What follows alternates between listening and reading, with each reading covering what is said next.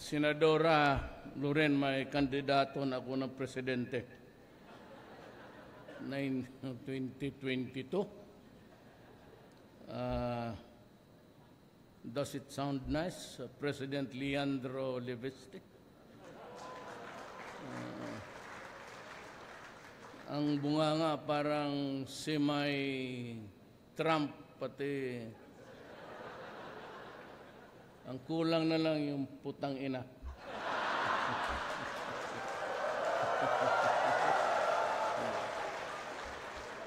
Ang Pilipinas po, without the PI, hindi mo ma-disiplina. That's the nature of the Philippines, puro pilosopo. At mas marunong talaga sa presidente. Mahirap yung, kasi multi-tribe kasi.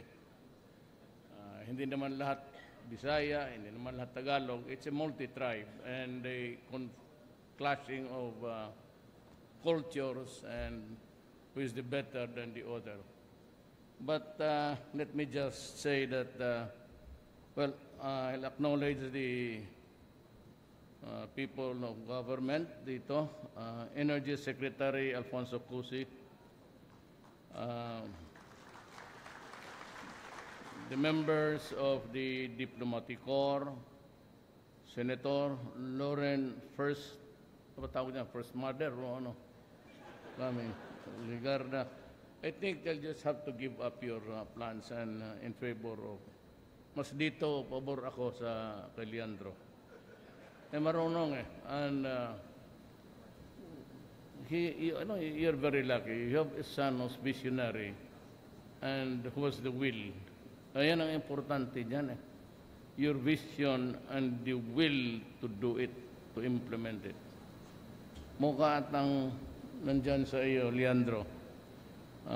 Better stay out from the girls. Baka masisira tayo. Are you married? No, not yet. Married ka na? Wag. Do not deprive yourself of the choices. Presidential Advisor of Southern Tagalog, Jose Maria Nicomedes Dennis Hernandez. Mr. Leandro, I said, keep it up. You are a visionary.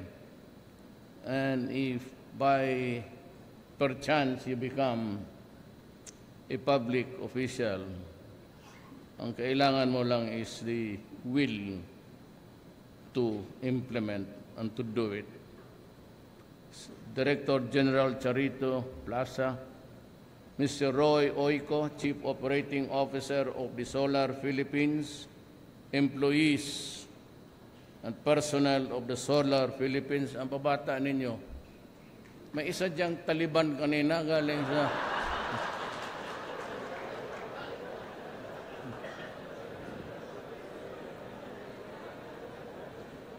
Ang akala ko ang umabot dito, ang maoti lang pati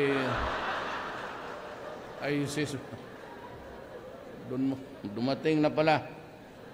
Mga kasama ko sa gobyerno, ang minamahal kong kababayan. I thank Solar Philippines for its efforts to advance the country's solar energy industry. Establishment of the state-of-the-art facility in Santo Tomas, Batangas is timely and relevant as we address the increasing demand for renewable energy. Since developing solar energy projects in the Philippines mostly requires imported materials, it is high time that we begin to establish local solar power factories. Aside from helping us achieve energy sufficiency, this is an exciting time for you to start your venture as we are making substantial gains in our social and economic reforms. I look forward to the realization of your company's goal to be the largest exporter of solar batteries next to China. Your solar products and services are expected to meet the need of solar panels in the Philippines and other countries to increase supply and lower the cost of solar photovoltaics. Rest assured that we in government shall continue to support the development of renewable energy and country. Let me cut my prepared speech. Hindi kasi I'm not sold to the idea of making promises that I cannot keep. And if you were listening or just maybe asking questions at a time, and you'd remember that I would end early in the debates, well, the reason is very simple. I did not make many promises. One is that I said, I will stop corruption in government. And I'm doing it. Dito sa administration ko, there will be no corruption. At sinabi ko sa inyo as a guarantee, huwag naman yung basura which were brought during the last elections. But itong sa anak ko, at ano yung mga basura nila, yung sa bangko, they are allowed to open our accounts. At kung totoo yung may pera na sobra-sobra ako, sinabi nila sa election, na mayroon akong 11 billion, my God, you can have my resignation tomorrow. I will step down. Wala akong pera na gano'n. Itong anak ko naman, meron din akong anak na enterprising. At the age of 18 years old, nagtana niya ng isang Moro lady. Ang pangalan, Lovely. This is a nationwide broadcast, so I might just tell you, I am not defending my son. Prove it, it is true, and I will resign. Sabi ko, anyone involved in my family na sa corruption, bababa ako pagka-presidente. No excuses, no apologies. Pero yun, totoo lang. All they have to do is to prove, kasi yung dating, it's a rehash actually of during the last election. Kaya ako, I was the only one in the Philippines who could afford to attack Inquirer and ABS-CBN at binaboy ko talaga sila. Simply wala kayong makuha sa akin. I said, you can go anywhere in the four corners of the world. You can go to AMLAC and the rural banks. Wala kayong makitang pera na ganyan sa akin. I have been 40 years in government, the early years as a prosecutor, then the rest for 23 years as mayor. At sinabi ko sa inyo noon, wala ako niyan. At kayong presidente na ako, mas lalo kayong privilege to subpoena, whatever, if you dig up my records, and what I earned is really what I work for.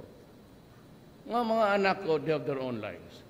Itong si Pulong, ang negosyo ng asawa niya, yung mga Muslim vendors yan. Tatay niya is a father-in-law niya si Kalagan, ay Tausug, and the mother is a Maranao. Yun yung mga vendors sa Davao, jars, ukay-ukay. Napasali siya dyan sa pamilya ng asawa niya ang negosyo. My son eloped with my daughter-in-law when he was only 18. Nawala sa buhay namin yung bata na yan. At sumama dyan sa, kasi may lola naman yan ni Moro. So he was lost to us. Kaya makikita mo yan sa pantalan.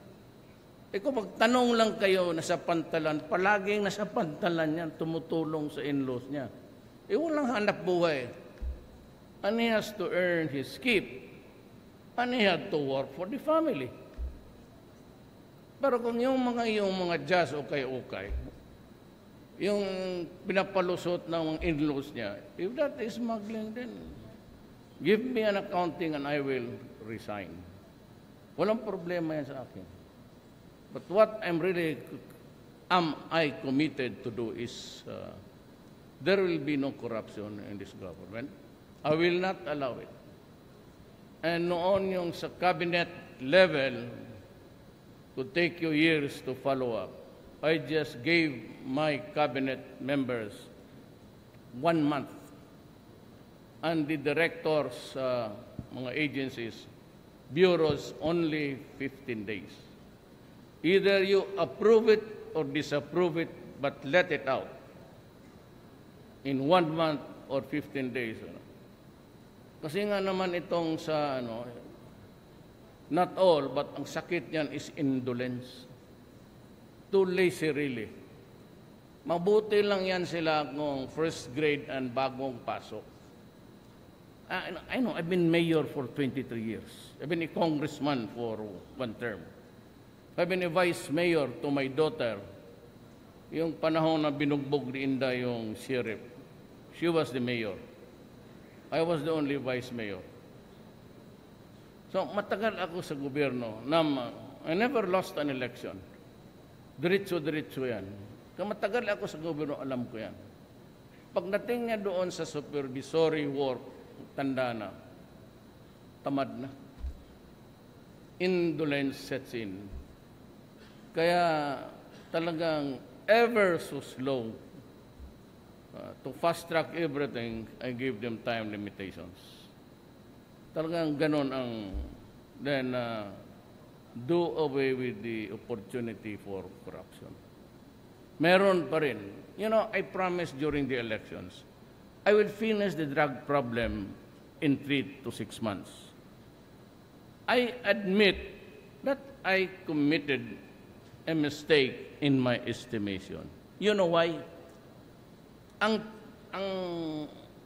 environment ko kasi yung nasa paradigm ko about law and order, about drugs, ang Davao.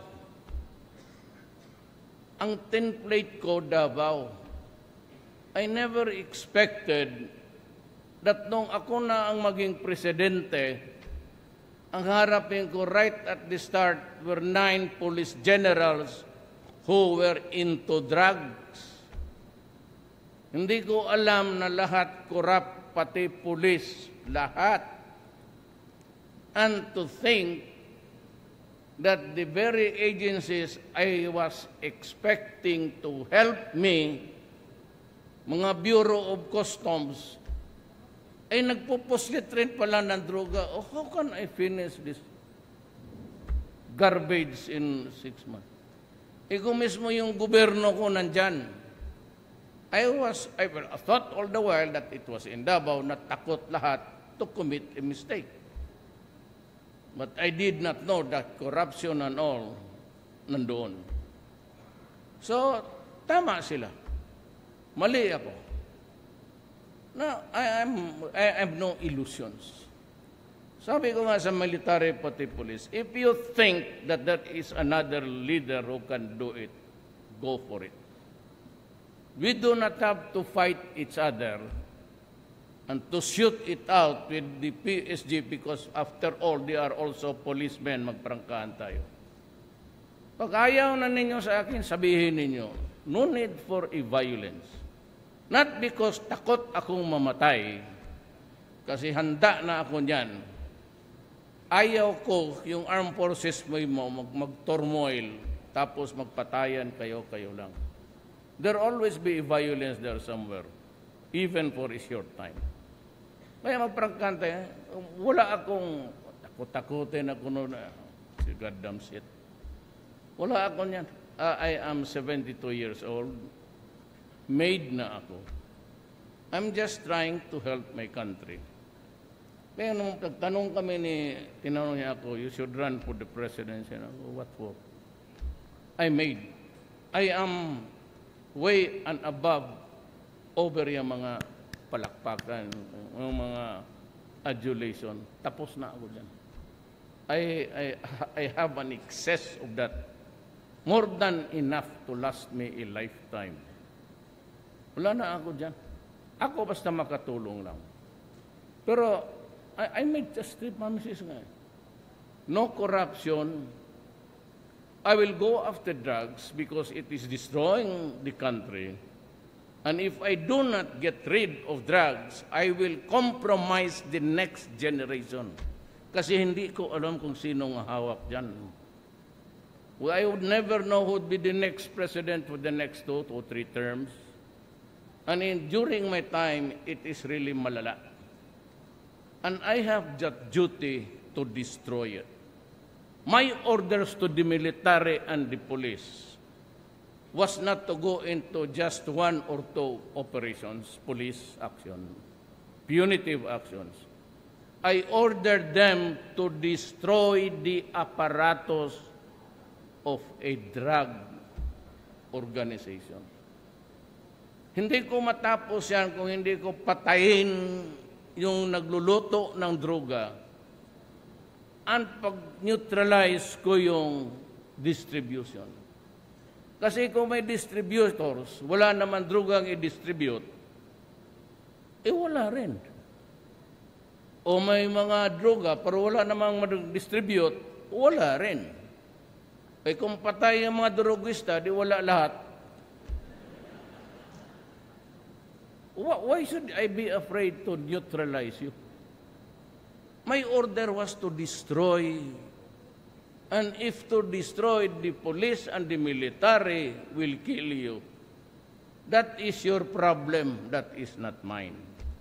But what I reminded again the military and the police is that it should be in the performance of duty. That you are not allowed to kill a person who is kneeling down begging for his life. That is murder.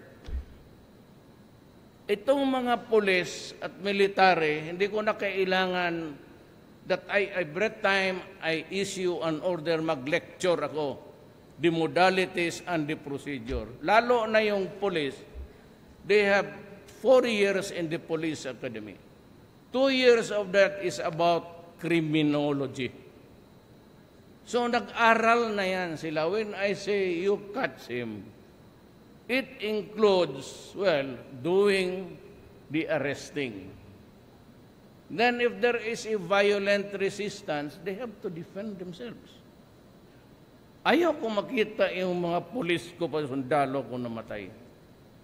And the public has not realized that I have lost so many soldiers and policemen. Nung isang araw dito yon sa Batangas, no? It was here. Yung nag-grade tapos tinamaan yung pulis na unahan. At alam mo ilang edad ang tumira? 16 years old. I'm not justifying yung sa Caloocan. It was really bad. Hindi naman performance of duty yung gano'n. Do not commit a crime. Ganito yan. Para lang malaman ng mga abogado dito. They will explain to you further. When you are a criminal, and there's the police, the duty of the police is to arrest. And the duty of arresting is to confront you and to invite you to the station for questioning. We are found to be in possession of a gun. And the duty of a criminal, whether you are brave or not, is to surrender to the authorities. Now the rule is, if you do not want to be taken into custody and you have a resistance, the police must overcome that resistance para madala ka doon sa istasyon to be investigated. In resisting, lumaban ka, the police is just doing his duty. And he's not supposed to die doing his duty. Kaya pag mag-resist ka, he must overcome the resistance. Then if you have a gun, you will just have to shoot you. Ganon yan. At ito naman ang nangyayari sa kano. Pagka ang pulis may inkwentro, he fires his M16, naka-auto, brrrt, tinamaan yung kriminal at tumama siya ng 10 na inosenteng tao. The policeman is not liable for the death of the criminal and all others. They are consequences of doing illegal act of arresting a criminal. Kung itong kriminal na ito ang magbaril sa pulis, tinamaan ang pulis, 10 rin ang namatay doon sa bala ng baril niya. He is responsible for the death of the policeman and all others na namatay o nasaktan because of his resistance. Because he is a criminal. And therefore, he must be liable for all the consequences. Ito namang pulis, he will fight the criminal, but he cannot be held answer for he was just in the performance of duty. Nobody wants to kill innocent person. Kaya yung itong sakiyan, I have ordered the arrest. Hindi lang alam ng media, but right after it happened, I called Bato to arrest the guys and place them in jail. To wait for inquest. Tuloy-tuloy na yan if it's murder. But I ordered the NBI, an independent agency under the Department of Justice. Yun ang... Now, let us be clear on this. Mabuti trapunta rin ako dito. I said, I will protect those who are doing their duty. I never promised to protect those who are supposedly engaged in doing their duty but committing a crime in the process. Abuses, that cannot be done. So when you make an arrest, you calibrate. If you're just using a stick or a bat, then you immobilize him, shoot him in the hand. If he's using a gun or a bolo or a knife, and you think that your life is in danger, that will justify the policeman to kill you. Yeah, and there will be more of that, so that you are just put into notice na ganun ang batas. Ngayon, yung masabit, trabaho lang nila. Alam mo, ang pulis, pag nasuspended yan sila, the day that they are suspended, they lose their salaries. Hindi nakakain ang pamilya. Ang mga bata maghinto na sa pag-aaral. Wala nang pamasahe. At bakit ko hayaan yung mga tao nagtatrabaho para sa tao? Why would I allow them to flounder? And that is why I gave him, when I said, I will help you, it does not really say that bringing them out of jail. I will provide for their lawyers. Tapat lang. Tatrabaho sila sa gobyerno, tapos hayaan mo. Kaya man, ako yung na hindi, I do not about. Si Jonathan, matagal sa Davao yan. Will tell you. Ganun talaga yan. Pero yung mga abusadong pulis, yung mga pulis na nag-kidnap, tapos pag-kidnap, meron pang deed of sale yung mga biktima. Kung walang pera, papermahin mo ng low life na. Sabi ko yan, pinatungan ko nga ng ulo. 2 million dyan silang lahat. For those policemen who have committed a crime of gun for hire o kidnapping lalo na, itong sa drugs, maraming laro dito. Planting of evidence, tapos maghingi ng pera, kung wala kang pera, Ang deed of sale sa bahay mo, nandyan na pirmahan mo lang. Ito yung dapat patayin. Sabi ko sa pulis, patayin ninyo kung hindi kayo ang papatayin ko. Yan ang simpleng istorya sa buhay natin. Now, you want me to change? No. You want, I'll be destroyed? Yes. I'll be impeached? Correct. I am not. I can be impeached. Gusto mo, barilin mo ako. But I will not change my policy. There will be war against drugs because I have to protect. That's my oath to buhay. The mass of population, ang mga walang tao marami, I have that sworn duty to defend the people and protect the republic. Wala ako. Bakit papayagan ko? Sinasabi ko sa inyo, ang Shabu nagkalat. How did Maute finance their terrorism? We have examined all transactions sa remittances ng kukunti lang. Ang marami doon yung sinoblesa, yung babae na pulis. Sabi ko sa inyo, and you have heard me before, every day sinasabi ko, huwag ninyong sobrahan. Do not force my hand into it. Do not force me to declare martial law. Kasi pag inabot ng panahon yan, I will really declare martial law. And I was referring to Marawi at that time because there was already a build-up.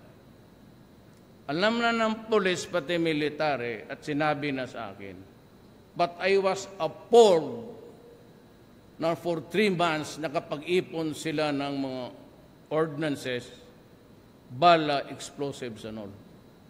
Kita mo yan on the 3rd month. At hanggang ngayon may mga explosives sila. Doon pala sa tunnel nagreserba na. And that's the ISIS. At alam nitong mga military nga nandito sa harap ko, the first command conference, nobody was talking about. We were talking about drugs, we're talking about, but not the terrorism. Ang sinabi ko, gentlemen, maybe you have just overlooked it, but to me, there is a darkening clouds in the horizon, and it is the terrorism and ISIS, together with our extremists. On the dot ako. Tanungin ninyo yan silang mga generals. And I was the only one talking about it. Because ako lang ang taga Mindanao. One of the reasons why I was compelled to run was that kaming 5 doon, nobody was talking about Mindanao. And it was the most dangerous issue at that time until now. Well, sino narinig ninyo na talking about? Ako lang. And I was afraid for our country. Sinasabi ko sa inyo, and you will remember me for this if we fail. Tandaan ninyo, that if there is no reconfiguration of our system of government, we will never win a war in Mindanao. And we will lose it, maybe. Kasi babalik na naman ako ng lecture parang bata. Long before the Spaniards and the American came in the Philippines, Mindanao was already Islam. And pagdating ng mga Espanyol, they tried to Christianize Mindanao. They failed. And they fought a war. When the Americans came, they did the same. And they tried to massacre after massacre, pati yung Palangiga. They failed. This republic tried to impose order in Mindanao. Only for a short while. Then we go back to war. Why? ang dream nila may poste. This is a rallying point there. What is it? It is Islam.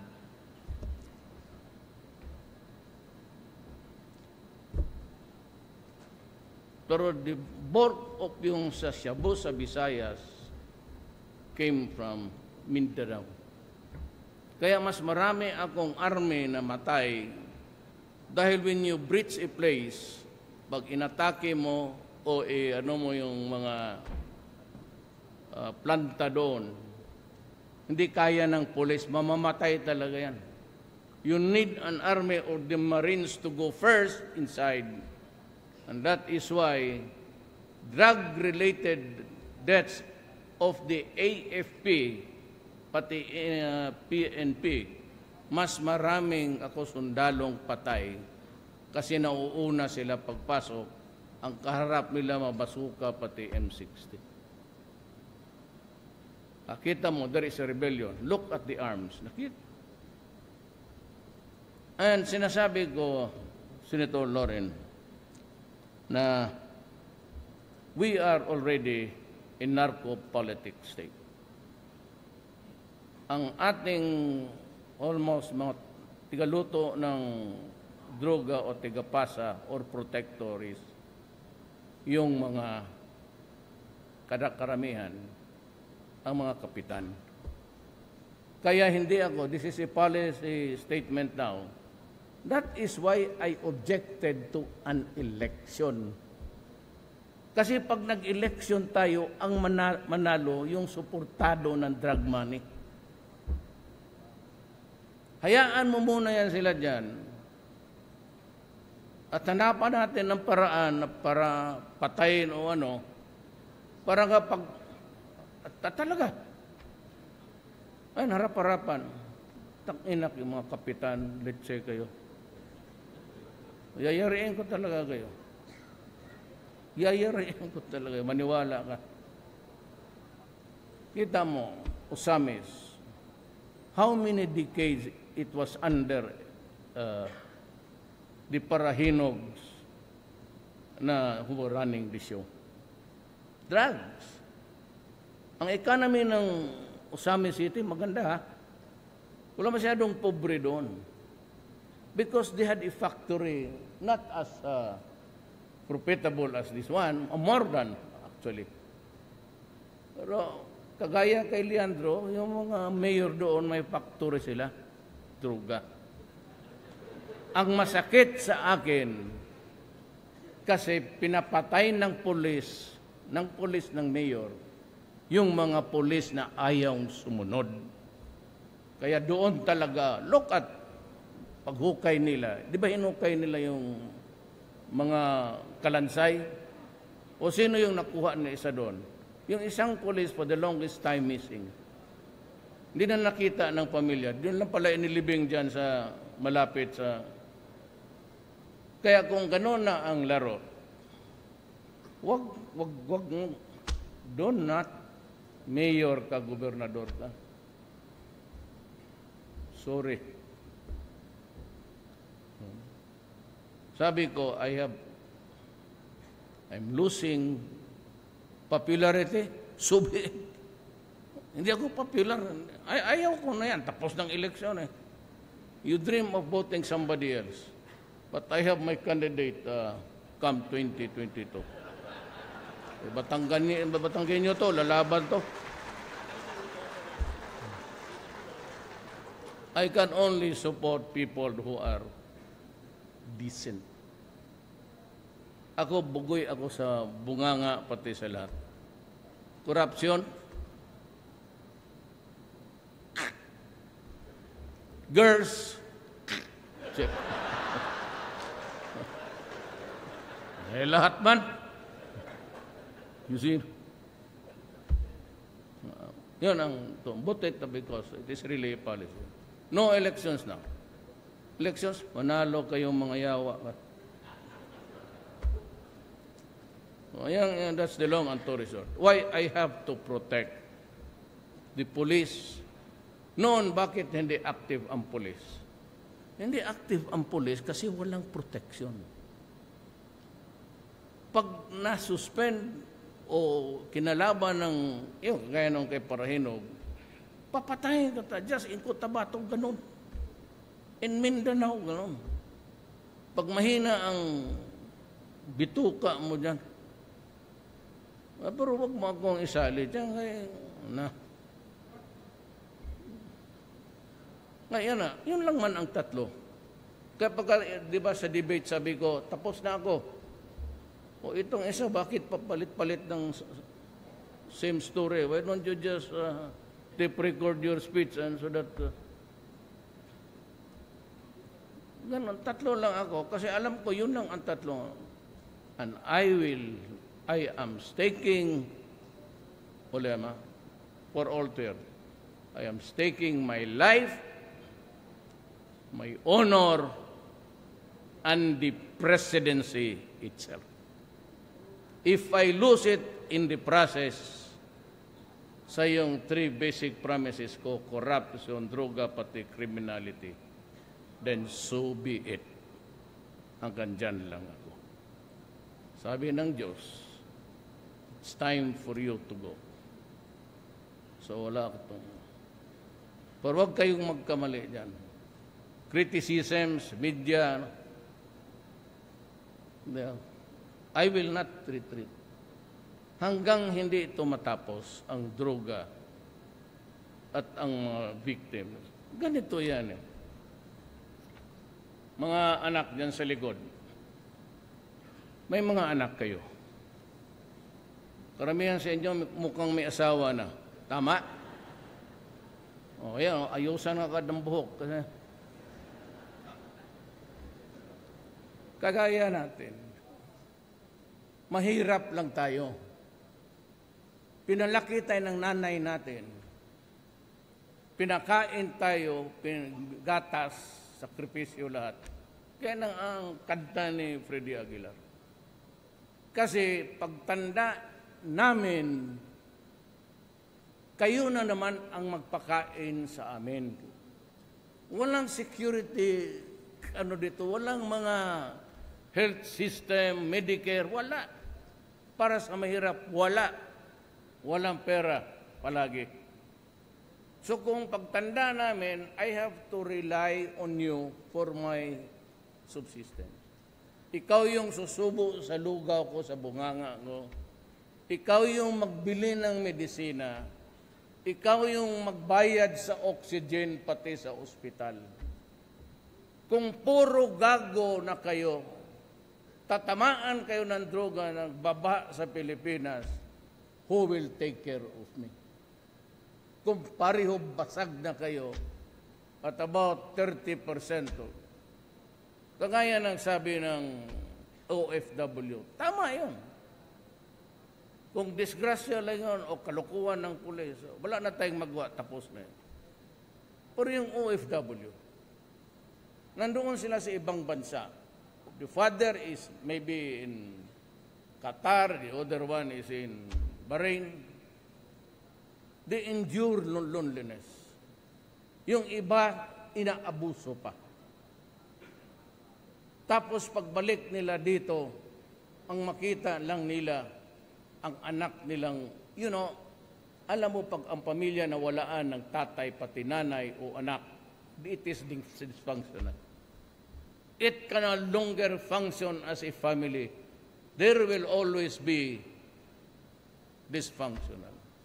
Kaya pag nawala ang tatay, ang nanay, lalo na, ang mga bata dito, vulnerable. Talagang kayang hatakin at lukuhin. Walang proteksyon eh. Walang every afternoon, saan na si uwi na. They are earning money so that they can send their children, finance their schooling here in the Philippines. But kung maraming droga at available and vulnerable yung mga bata, tapos maramihan nagagago, then my bleeding heart will not allow you. Hihiritan talaga kita. Gagantihan ko yung pasama mo. Mahirap eh. Sabihin ninyo, masama ang si Duterte. ang hangarin. Sabi ko, inyo yan. Iba-iba tayo because magkaiba-iba ang ugali natin. If you do not agree with mine, well, hanggang dyan lang tayo. I said, there's always, you can assassinate me, you can impeach me or file cases, go ahead. But I will stick with my campaign practice. And I repeat, I will not allow corruption. Pati sa gobyerno, tatalagang hihiritan kita. I will not condone corruption. Drugs, criminality because it destroys nature. I've been very frank with you. I'm a lawyer. I'm a trial prosecutor. I've never been an economist. And may grades doon, bagsak ata. But I told you, I can get most of the good, a lot of them, most of the cabinet members are either my childhood friends, who was the valedictorian since kindergarten kami, Dominguez. Then I have Tugade, your transportation. He was my classmate sa law school sa San Beda. He was our valedictorian. Si Salalima. He's also a graduate of my alma mater natin. Si cum laude. Ako lang ang, do you know that long before, Senator Lolan, do you know, long before yung K-12, nauna na ako. Kaya may reklamo ko yung K-12, K-12.